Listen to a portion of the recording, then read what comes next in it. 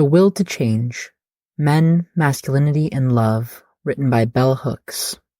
Chapter 8: Popular Culture, Media Masculinity, read by Sen Naomi Kirschultz, June 21st, 2022. Mass media does the work of continually indoctrinating boys and men, teaching them the rules of patriarchal thinking and practice. One of the primary reasons the feminists demand that we challenge and change patriarchy had so little impact on males is that the theory was primarily expressed in books. Most men were not buying or reading feminist books.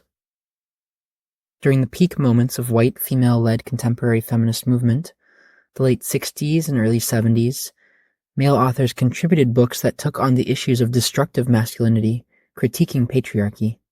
Books such as The Male Machine, Men's Liberation, The Liberated Man, The Limits of Masculinity, For Men Against Sexism, Being a Man, and White Hero, Black Beast challenged male passive acceptance of stereotyped sex roles. These books and the discussions they generated had nowhere near the impact on male consciousness that feminist books focusing on womanhood were having on female consciousness. For the most part, these white male writers did not strive to reconceptualize masculinity. Instead, they encouraged men to learn behavior patterns previously associated with females. They all agreed that economic changes coupled with changes in the status of women had produced a crisis in masculinity. Within modern advanced capitalist society, masculine power was traditionally seen as synonymous with the ability of males to provide financially. However, as more and more women have gained access to the work sphere, the sphere of provision, this centrally defining attribute of patriarchal masculinity has lost significance. Gender equality in the workforce freed lots of men to speak their truth, that they were not necessarily interested in the role of provider. Many men were happy with the idea that feminism was teaching women that they should pay their own way. Concurrently, as the feminist movement and so-called sexual revolution changed the notion that sexual action and initiation were exclusively the province of males, another signifier of patriarchal masculinity lost meaning. Gender-based changes in the workforce and in sexual politics meant that sex roles were modified for a vast majority of people, especially females. Yet even so, patriarchal notions of masculinity remained intact, even when those notions did not have a reality base. Hence, the crisis in masculinity. A traditional institutionalized patriarchal social order was being challenged and changed, even as there were no major changes in sexist thinking. Men experiencing this crisis could either cling for security and safety to the underlying assumptions of patriarchal ideology, or they could ally themselves with feminist efforts and struggle to create new conceptions of masculinity, new possibilities for the social formation of male identity. The men who chose change, who dared to ally themselves with the feminist movement, were often gay or bisexual, or in heterosexual relationships with radical feminist women. Many women in these relationships found that the men in their lives lost interest in transforming masculinity after the initial feminist fervor subsided. Mainstream mass media, particularly movies and television, reflected the contradictions even as they continued to reinforce patriarchal thinking and action. Most men chose not to change, and conservative mass media supported their staying in place. Men's continued allegiance to a notion of masculinity that could no longer be fully realized on the old terms led them to place greater emphasis on their ability to dominate and control by physical force and abusive psychological terrorism. Compelled to work in a public arena where men no longer asserted patriarchal control, such as job supervisors and higher-ranking bosses, who might be female now, these men could fully enact rituals of patriarchal domination only in the private sphere. And as a consequence, despite feminist changes in the area of work, incidences of male violence against women and children were escalating. Mass media, especially television talk shows, focused on male violence without linking that focus to ending patriarchy. Male domination of women simply became a new form of mass entertainment, hence the money-making spectacles of the O.J. Simpson trial. In social relationships with other men outside of the sphere of work, men were more compelled than ever to enact rituals of domination. Among black males, black-on-black homicide fast became the leading cause of death for males between the ages of 16 and 45.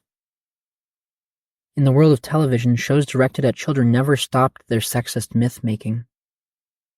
One of the most popular children's shows with a subtext about masculinity was The Incredible Hulk, a favorite of boys from diverse class and racial backgrounds. This show was instrumental in teaching the notion that, for a male, the exertion of physical force, brutal and monstrous, was a viable response to all situations of crisis. When a sociologist asked young male viewers what they would do if they had the power of the Hulk, they said that they would smash their mommies. The Hulk was the precursor for the Power Ranger toys that are still popular, along with more recent video games which allow boys to engage in violent, ritualized play.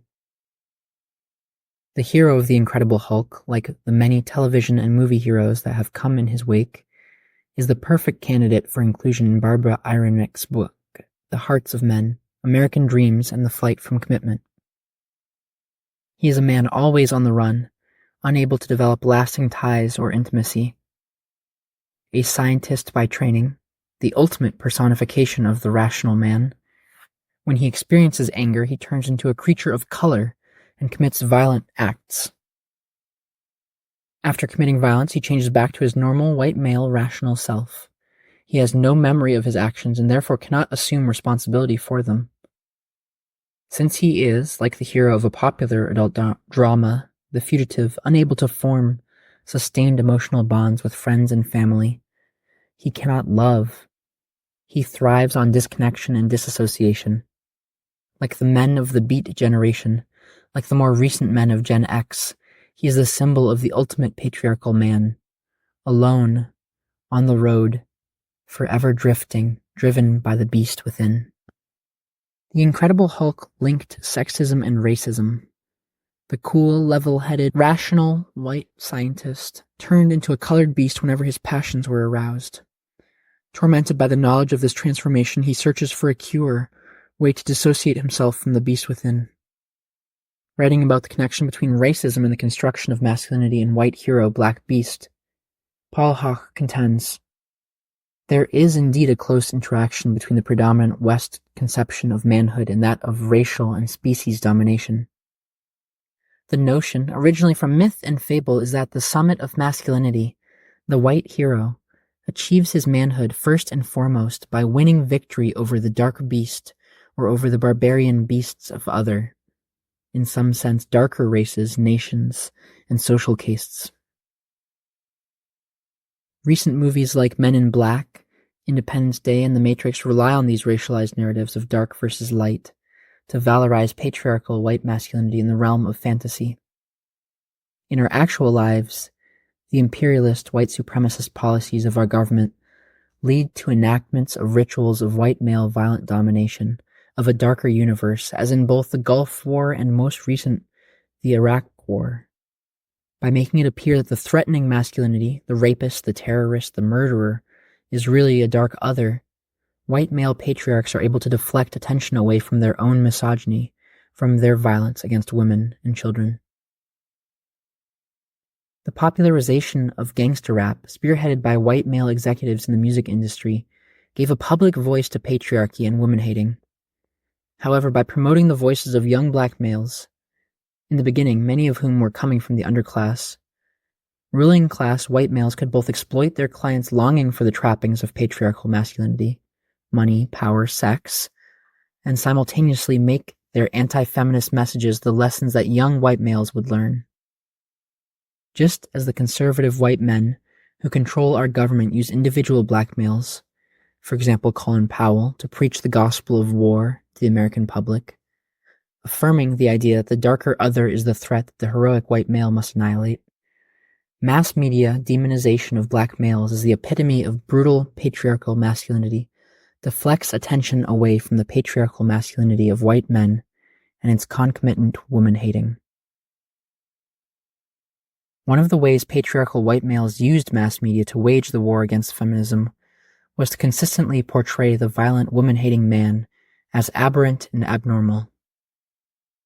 A perfect example of the lengths to which patriarchal white men will go to deny their patriarchal violence is offered in the PBS documentary about the Hillside Strangler.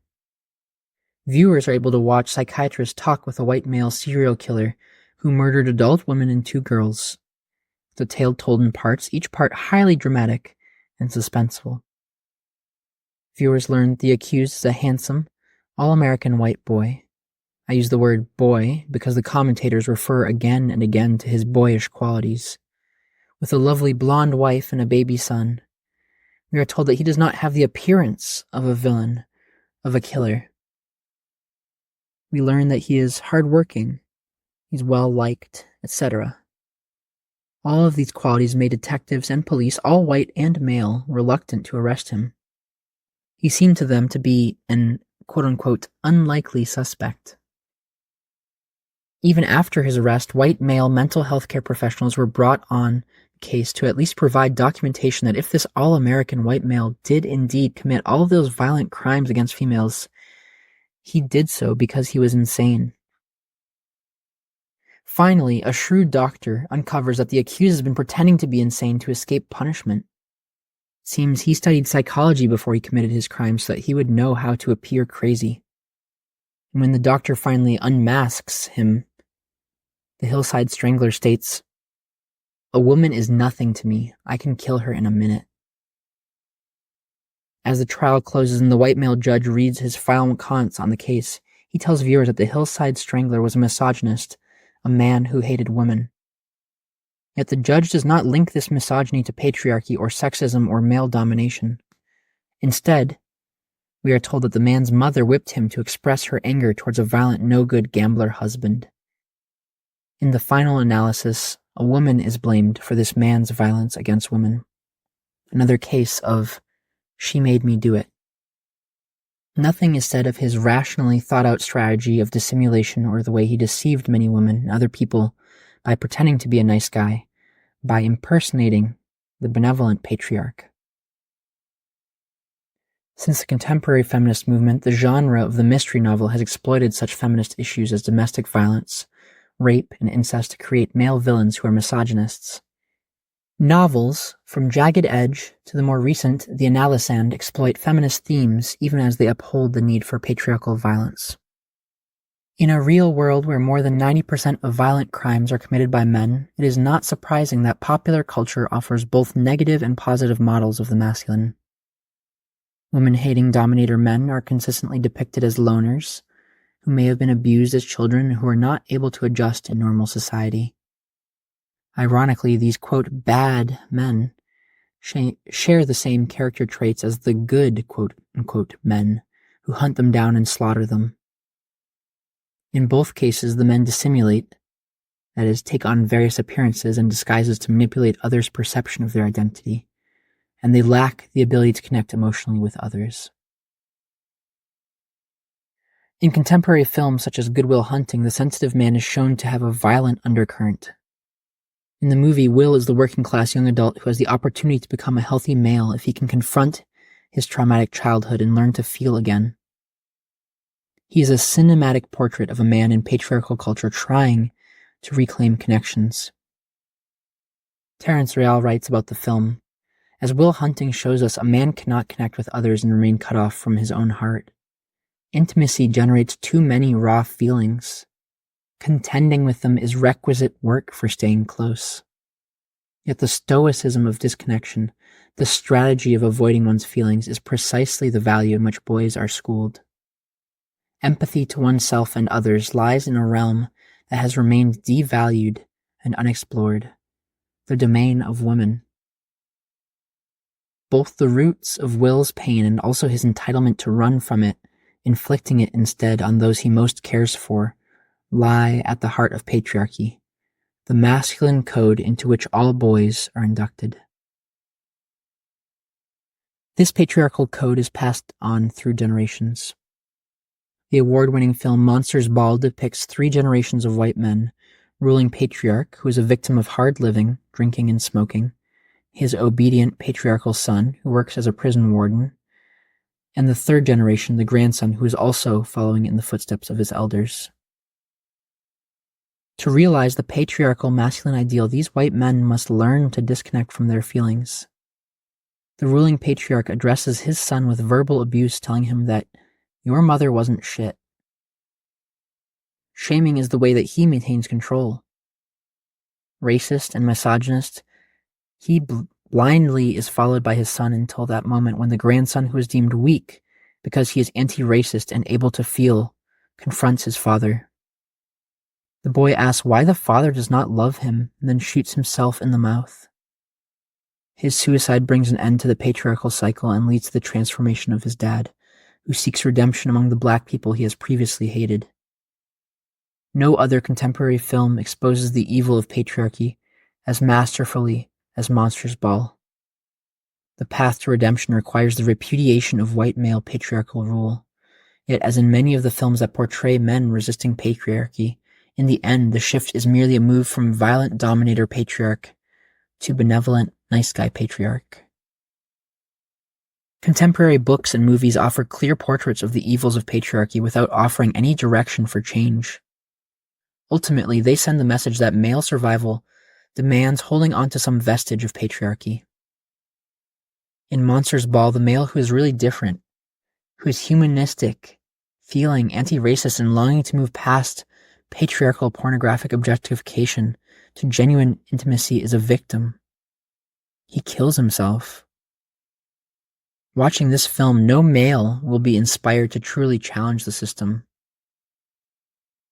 In another film, Igby Goes Down, the father who is in touch with his feelings is schizophrenic. When he shares feelings of being unable to bear the weight of patriarchal responsibility with his son, Igby cannot make an emotional connection.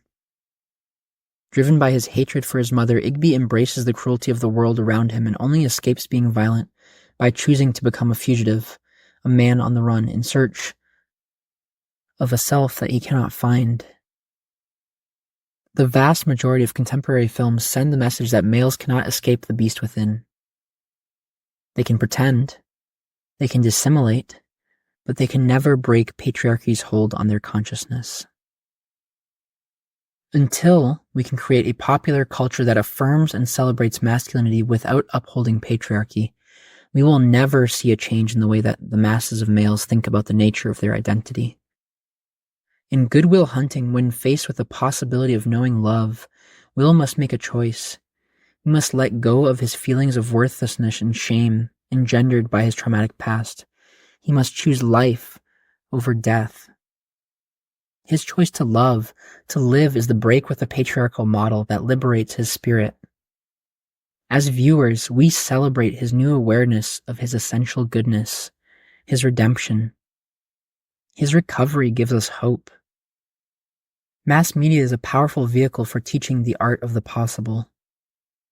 Enlightened men must claim it as the space of their public voice and create a progressive popular culture that will teach men how to connect with others, how to communicate, and how to love.